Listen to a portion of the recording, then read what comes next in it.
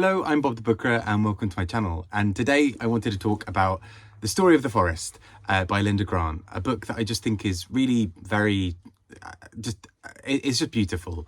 And I will go on to talk about some spoilers. I'll try and keep it as spoiler free as possible. But if you do need to log off when the spoilers hit, then feel free. But essentially this book is a story that follows a young girl called Mina, who is in the forest in sort of Riga, which is sort of modern day Latvia, but then would have been within the Soviet Union. And so she is just she's sort of just running around and doesn't really understand the politics of the world around her, but is very, very quickly caught up in it. She ends up sort of through a series of events moving to the UK. And so we then get this sort of family epic. I say epic, it's sort of fairly short, but this family epic that builds around their lives as they are in the UK. And what that looks like really at first is, you know, just sort of basic survival. But actually, as they start to grow and as the family builds, we start to see how other factors come into play. And although, yeah, that feels like a typical thing that we might say all the time about, you know, a family story, that, you know, like a family moves over, there's a story that's about how they interact with the world. That feels like fairly typical fare for this type of book. But I think what really elevates this further is that it explores it in such a nuanced and delicate way that really looks at some of the sort of strange and sort of unusual elements of their lives. So, for example, the daughter starts to become this sort of minor film star at one point, and we start to see sort of things through the lens of this idea of what it feels to arrive, almost this idea that if they do things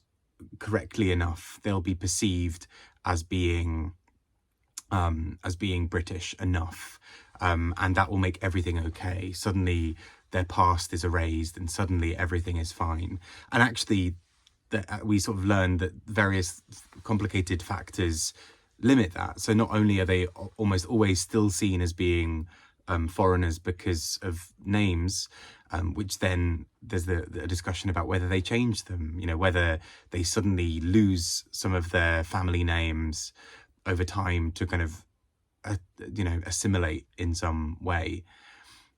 And then there's also a discussion within that about what it really looks like for them as a family, particularly as a Jewish family. And so we see how for many, for a fair few people around them, they may be seen as British in some ways, but the fact that they're Jewish overrides that in some people's minds. And so we get this slow burn of anti-Semitism that affects them, which also affects their conversations around changing their names to sort of sound less Jewish. And I think it's just so cleverly observed. It's such a beautiful story, but so beautifully told. I think just on a language level, I found this book so absolutely beautiful. And I just was completely blown away by what this book does. I think it's just an incredibly clever and beautiful family history, and a story that needs to be told again and again. But particularly, I think in the current times, it's interesting this book hitting when it does, because I would have presumed that Linda Grant would have started writing it a few years back, presumably not at a time where, for example, Ukrainian refugees are moving to various parts of Europe, and there are sort of similar conversations about sort of assimilation and sort of identity and various other things. So it's just really interesting that where this book has sort of landed in that respect. I just think it's a stunning piece of work. And with that, I'm going to go on to talk about some spoilers. So please feel free to click off if you need to. But if not, feel free to stick around and I'll talk a little bit about some of the spoilers. In dealing with the family history, this book then also starts to poke at some of the other ideas around storytelling and the idea of the stories that we tell ourselves within our families. And what starts to emerge is a potential idea that the story of the forest is a story that was made up, that none of this ever really happened. And the book kind of starts to explore it at first through a film. So at first a film is created called The Story of the Forest, which is this sort of fabricated version of events in some ways. It's a slightly more glamorized, Hollywoodized version of what happened. It sort of tries to make the family story, sexy and interesting and compelling for a movie audience in a way that sort of elides some of what's actually happened for this family. And so there's a sort of a discussion about that. But equally, as the family gets older and these stories are sort of clung onto, there's a real sense of, well, actually, did this all ever happen? You know, can you be sure that some of these things were real? And the story really plays with this idea of, you know, actually, does it matter? You know, whether this is true or not, families always have these little tales that they tell themselves that almost establish who they are and what their identity is.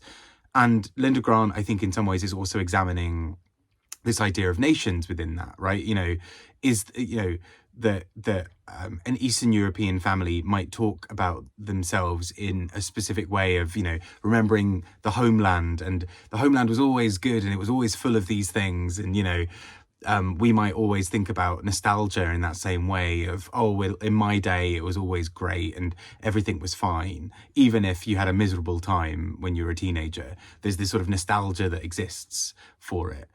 And this book, I think, really probes that and the ways that we tell ourselves stories to kind of construct who we are and to construct the world around us. And I think it just builds to this really interesting conclusion that is incredibly, I think, intellectually interesting, but also just a really subtle and gentle examination of this family. I've mentioned elsewhere, it's not a spoiler. Well, it is and it isn't. It is not a spoiler for the plot, but essentially at one point some anti-Semitic abuse is directed towards this family in the form of a postcard that's posted to them. And Linda Grant notes that in the sort of postscript of this book that was something that her family received.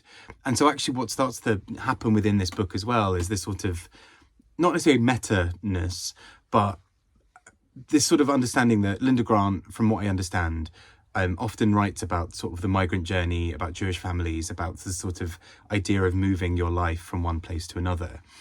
And she, although this may have some sort of personal resonances for her and her family, is also a much broader thing about how she as an author is constructing a story that is her way of telling her story without also necessarily being true. Like, she's written this as a piece of fiction, but it contains something so real that happened to her family.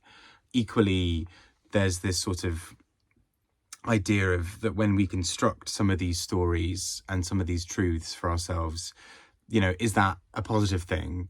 Are these always positive, or can they have some sort of lingering sense underneath them of something that's not quite as good? I think I just found it really beautiful in so many ways, and I would really love to read a lot more of hers. I just think she's an incredible author based on this, and yeah, would really be keen to read more. If you've read this or anything else by her, I'd love to hear from you. Either way, I really do highly recommend this book. I think it's a really stunning piece of fiction, and I really hope it is one of those ones that just finds lots of nice readers this year, because I think it deserves it. Anyway, I've been Bob the Booker talking about this book. Take care and speak to you all soon. Bye-bye.